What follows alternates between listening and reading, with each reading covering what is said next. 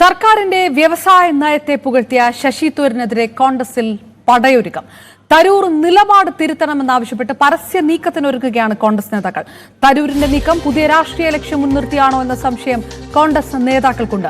തരൂരിനെതിരെ Congress മുഖപത്രം editorial എഴുതി. പടിയിൽ കലമുടയ്ക്കുന്നതാണ് തരൂർ നിലപാടെന്നാണ് വീക്ഷണത്തിന്റെ വിമർശനം. തരൂരിന്റെ നീക്കത്തിൽ ഹൈക്കമാൻഡിനും കടുത്ത അതൃപ്തിയുണ്ട്. പാവപ്പെട്ടവരുടെ വോട്ട് കൊണ്ടാണ് തരൂർ ജയിച്ചതെന്ന് മറക്കരുതെന്ന് കെ മുരളീധരൻ വിമർശനം ഉന്നയിച്ചു. അദ്ദേഹത്തിന്റെ നിലപാട് തിരുത്തണമെന്ന് മാത്രമേ ഞങ്ങൾ പറയുന്നു. കാരണം അദ്ദേഹം എഴുതിയ ലേഖനം, അദ്ദേഹം ഇവിടെ 4 തവണ വിജയിച്ചപ്പോഴും അദ്ദേഹത്തിന് വേണ്ടി രാപ്പകൽ പ്രവർത്തിച്ച പാർട്ടി പ്രവർത്തകർക്ക് ഒരു പഞ്ചായത്ത് അംഗമോ നഗരസഭയിലെ കൗൺസിലറോ ആവാനുള്ള അവസരം തല്ലിക്കെടുത്തുന്ന രീതിയിലുള്ള പ്രവർത്തനം ശ്രീ ശശി തരൂരിനെ പോലുള്ളൊരു സീനിയർ നേതാവിൽ നിന്ന് ഉണ്ടാവരുതെന്നാണ് പാർട്ടിക്ക് അദ്ദേഹത്തിനോട് അഭ്യർത്ഥിക്കാം. അങ്ങനെ ഇരിക്കും ഞാൻ അദ്ദേഹത്തിന് പാർട്ടിയോടുള്ള കൂറിനെ ഞങ്ങൾ ആരും സംശയിക്കുന്നില്ല. അദ്ദേഹത്തിനെതിരെ അച്ചടക്ക നടപടി സ്വീകരിക്കണമെന്നും ആരും ആവശ്യപ്പെടുന്നില്ല. അദ്ദേഹം സ്വയം തിരുത്തിക്കൊണ്ട് പാർട്ടിയുടെ നിലപാടിന് അനുസരിച്ച് പ്രവർത്തിക്കുന്നതാണ് ഞാൻ പ്രതീക്ഷിക്കുന്നത്. പ്രവർത്തക സഭയിൽ ആരെ വെക്കേണ്ടെന്ന് തീരുമാനിക്കേണ്ടത് കോൺഗ്രസ് അധ്യക്ഷനും ശ്രീ രാഹുൽ ഗാന്ധിയൊക്കെ തന്നെ.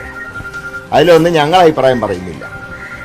പക്ഷേ അദ്ദേഹത്തിൻ്റെ ലേഖനം കോൺഗ്രസിൻ്റെ രാഷ്ട്രീയ എതിരാളികൾക്ക് അടിക്കാനുള്ള ഒരു ആയുധമാണ്. തരൂരിനെതിരെ കൂടുതൽ നേതാക്കൾ പരസ്യ പ്രതികരണവുമായി രംഗത്തെത്താനാണ് സാധ്യത. ടി ജി സജിത്ത് വിശകലനങ്ങളുമായി ചേരുന്നു. സജിത്ത്, ജനാധിപത്യ പാർട്ടിയാണ്, ആ തരത്തിലുള്ള ഒരു പ്രതികരണമാണ് നടത്തിയിരിക്കുന്നത് എന്ന ഒരു നിലപാടിലേക്കൊക്കെയാണ് കോൺഗ്രസ് ഇന്നലെ വൈകുന്നേരമൊക്കെ എത്തിയത്. അപ്പോഴും ഈ പുകഞ്ഞുകൊണ്ടേയിരിക്കുന്നു പ്രതികരണങ്ങൾ. ഒരു നടപടിയാണ് വേണ്ടത് എന്ന സംസ്ഥാന നേതൃത്വം കൃത്യമായി ഹൈക്കമാൻഡിന് ആവശ്യപ്പെട്ടിട്ടുണ്ട് എന്നുള്ള തരത്തിലുള്ള സൂചനകളാണോ ഈ വീക്ഷണത്തിന്റെ എഡിറ്റോറിയൽ നൽകുന്നത്? ഏത് തരത്തിലുള്ള പ്രതികരണങ്ങളുമായി കോൺഗ്രസ് നേതാക്കൾ രംഗത്തെത്തുമെന്നാണ് കെ മുരളീധരന്റെ ഇന്ന് രാവിലെ ഉണ്ടായ ആ പരാമർശത്തിൽ നിന്ന് മനസ്സിലാക്കേണ്ടത്? അപർണ, തരൂരിനെ തുറന്നെതിർക്കുക, ഇതാണ് കോൺഗ്രസിന്റെ ഒരു പൊതു തീരുമാനം. നേതാക്കളുടെ പ്രസ്താവനകൾ നൽകുന്ന സൂചനകളും അങ്ങനെയാണ്. കെ മുരളീധരൻ അടക്കം ഈ ശശി തരൂരിന്റെ പ്രസ്താവന അത് പാർട്ടി അണികൾക്കിടയിൽ ഉണ്ടാക്കുന്ന ആശയക്കുഴപ്പം. അതുകൊണ്ട് തരൂർ നിലപാട് തിരുത്തണം, ഇത് പരസ്യമായി ആവശ്യപ്പെടുകയാണ് ഇപ്പോൾ നേതാക്കൾ ചെയ്യുന്നത്. കൂടുതൽ കടുത്ത നിലപാടുകൾ കൂടുതൽ നേതാക്കളിൽ നിന്നുണ്ടാകുമെന്ന് നമുക്ക് പ്രതീക്ഷിക്കാം. ആ തരത്തിലാണ് ഇപ്പോഴത്തെ നീക്കങ്ങൾ.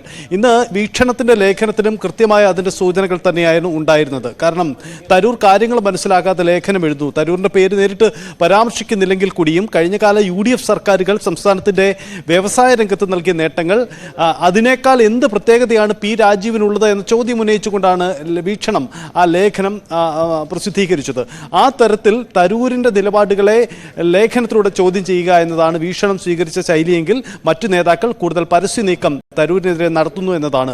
ഇപ്പോൾ കെ മുരളീധരന്റെ വാക്കുകൾ സൂചിപ്പിക്കുന്നത് പോലെ തരൂരിന്റെ പാർട്ടിക്കൂറിൽ അവർക്ക് സംശയമില്ല എന്ന് പുറമേക്ക് പറയുന്നുണ്ടെങ്കിൽ കൂടിയും തരൂരിന്റെ നീക്കങ്ങൾക്ക് പിന്നിൽ മറ്റു ചില രാഷ്ട്രീയം അവർ കാണുന്നു, അതിൽ സംശയിക്കുന്നു എന്നതാണ് നേതാക്കളുടെ ഈ പ്രസ്താവന നൽകുന്ന സൂചന. അതുകൊണ്ട് തരൂരിനെ ശക്തമായി തന്നെ എതിർക്കുക, വിമർശനം പരസ്യമായി ഉന്നയിക്കുക എന്ന് തന്നെയാണ് നീക്കം. ഇന്ന് നമുക്ക് അത്തരം നീക്കങ്ങൾ കൂടുതൽ പ്രകടമാവുകയും ചെയ്യും. ശശി തരൂരിന്റെ നീക്കത്തിൽ കോൺഗ്രസ് ഹൈക്കമാൻഡിനും കടുത്ത അതൃപ്തിയുണ്ട്. കാരണം ഇക്കാര്യത്തിൽ ഇപ്പോൾ അത്തരമൊരു നീക്കം നടത്തേണ്ടതില്ല. അതിൽ പ്രധാനമായും ഒരു വ്യക്തിക്ക്, ഒരു നേതാവിന് അഭിപ്രായ സ്വാതന്ത്ര്യമുണ്ടെങ്കിൽ കൂടിയും സംസ്ഥാനത്തിന്റെ രാഷ്ട്രീയ പശ്ചാത്തലം മറ്റൊന്നാണ്. കേരളത്തിൽ ഭരണത്തിലേക്ക് തിരിച്ചു വരാൻ ശ്രമിക്കുന്ന കോൺഗ്രസ് സർക്കാരിനെതിരെ വലിയ നീക്കങ്ങൾ നടത്തുന്നു, വലിയ വിമർശനങ്ങൾ ഉന്നയിക്കുന്നു.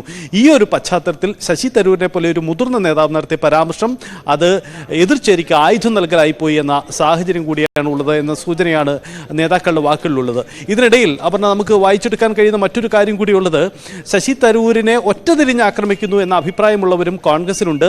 അല്പസമയം മുമ്പ് ഈ മാത്യു കോഴനാടൻ അടക്കമുള്ള ഈ പ്രൊഫഷണൽ കോൺഗ്രസ് നേതാക്കൾ, MLA അടക്കമുള്ള നേതാക്കൾ നേതാക്കൾ മാധ്യമങ്ങളെ കാണുമ്പോഴും അവർ നൽകുന്ന സൂചന ശശി തരൂരിന്റെ ലേഖനത്തിലെ ഒരു പരാമർശം പ്രത്യേകം വിട്ടുപോകുന്നു, അത് ചർച്ച ചെയ്യുന്നില്ല എന്നതാണ്. കാരണം ഈ കമ്മ്യൂണിസ്റ്റ് പാർട്ടികൾ അവരുടെ നിലപാട് തിരുത്തി എന്നതുകൊണ്ടാണ്, മുൻകാലങ്ങളിലെ അവരുടെ തെറ്റായ നിലപാട് തിരുത്തുന്നു എന്നതുകൊണ്ടാണ് അവർക്കിപ്പോൾ ഈ വ്യവസായ രംഗത്തെ നേട്ടം എടുത്തു പറയാൻ കഴിയുന്നത്. അതുകൊണ്ട് പശ്ചിമ ബംഗാളിലും സംഭവിച്ച പോലെ തന്നെ കേരളത്തിലും സംഭവിക്കുന്ന സാഹചര്യം ഉണ്ടായിരുന്നു.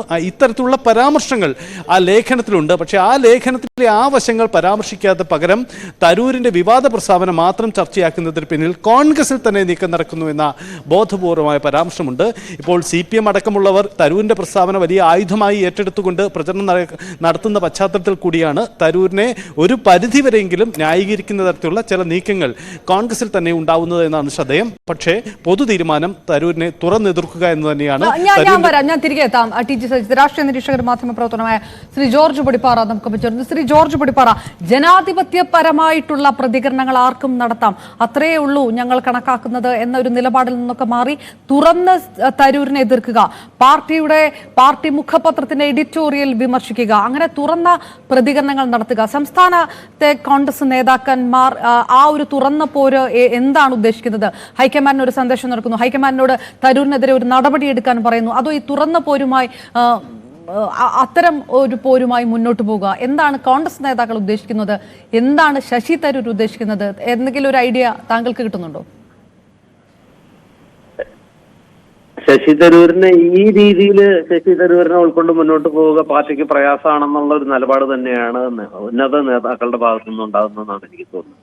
ഇന്നിപ്പോ ശശി തരൂരിനെതിരെ ഒരു അച്ചടക്ക നടപടിയിലേക്ക് പോകുന്നതിന് പകരം ശശി തരൂര് പല ഘട്ടങ്ങളിലും പാർട്ടിയെ ഇത്തരത്തിൽ പ്രതിസന്ധിയിലാക്കുന്നു. അതും ഈ ഇപ്പോഴത്തെ ഒരു അവസ്ഥ എന്ന് പറയുന്നത് രണ്ട് വലിയ തെരഞ്ഞെടുപ്പുകൾ വളരെ അടുത്ത് നിൽക്കുന്ന ഒരു ഘട്ടത്തില് പാർട്ടി ശ്രമിച്ചുകൊണ്ടിരിക്കുന്ന, കേരളത്തിലെ പാർട്ടി ശ്രമിച്ചുകൊണ്ടിരിക്കുന്ന ഇടതുമുന്നണിയെ എല്ലാ അർത്ഥത്തിലും പ്രതിരോധത്തിലാക്കുക, സാമ്പത്തിക പ്രതിസന്ധി ചൂണ്ടിക്കാണിക്കുക, കാർഷിക രംഗത്തെ പ്രതിസന്ധി ചൂണ്ടിക്കാണിക്കുക. അതിനിടയിൽ ശശി തരൂരിനെ പോലുള്ള ഒരാള് ഈ വ്യവസായ രംഗത്തെ വൻ കുതിപ്പിന് ഗുഡ് സർട്ടിഫിക്കറ്റ് കൊണ്ട് തുറന്ന് അഭിനന്ദിച്ചുകൊണ്ട് ഒരു വലിയ ലേഖനം ഒരു എഡിറ്റ് പേജിൽ, ഒരു പ്രധാന പത്രത്തിന്റെ എഡിറ്റ് പേജിൽ സർക്കാരിനെ മുക്തകണ്ഠം വ്യവസായ നയത്തിന്റെ കാര്യത്തിൽ പൂർണ്ണമായി പിന്തുണച്ചുകൊണ്ട് അഭിനന്ദിച്ചുകൊണ്ട് ഒരു ലേഖനം പ്രസിദ്ധീകരിക്കുക എന്ന് പറയുന്നത് പാർട്ടി എടുത്തുകൊണ്ടിരിക്കുന്ന തെരഞ്ഞെടുപ്പിന് വേണ്ടി പാർട്ടി എടുത്തുകൊണ്ടിരിക്കുന്ന വിമർശനത്തിന്റെ മുനയൊടിക്കുന്ന ഒരു സംഗതിയാണ്. മാത്രമല്ല നമ്മൾ കാണേണ്ടത് മുഖ്യമന്ത്രി അടക്കം ഇടതുമുന്നണി പൂർണ്ണമായിട്ടും ശശി തരൂരിനെ വളരെയധികം ഉൾക്കൊണ്ട്, അല്ലെങ്കിൽ ശശി തരൂർ കഴിഞ്ഞ കാലങ്ങളിൽ എന്തൊക്കെ ചെയ്തു എന്നുള്ളതെല്ലാം മറന്നുകൊണ്ട്, അദ്ദേഹത്തെ വിമർശിച്ചതൊക്കെ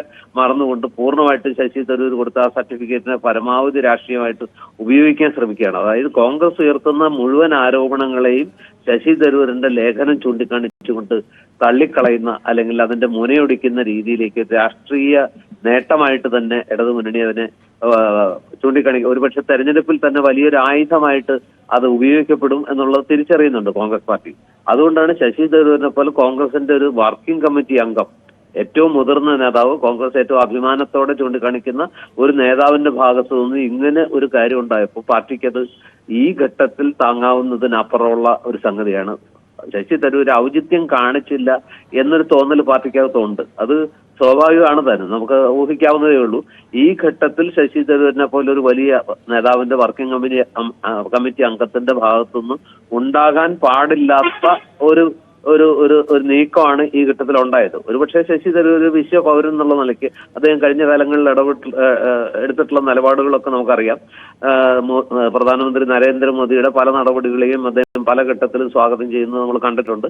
അതുപോലെ തന്നെ അവരുടെ സാമ്പത്തിക നയങ്ങളെ, വികസന നയങ്ങളെ എല്ലാം തുറന്ന് അഭിനന്ദിക്കുന്ന കാഴ്ചയും നമ്മൾ കണ്ടിട്ടുണ്ട്. പക്ഷെ ഈ ഒരു അവസ്ഥ, ഈ ഒരു സമയം ശശി തരൂർ വളരെ കൃത്യമായിട്ട് ആലോചിക്കേണ്ടതായിരുന്നു എന്നാണ് എനിക്കും തോന്നുന്നത്.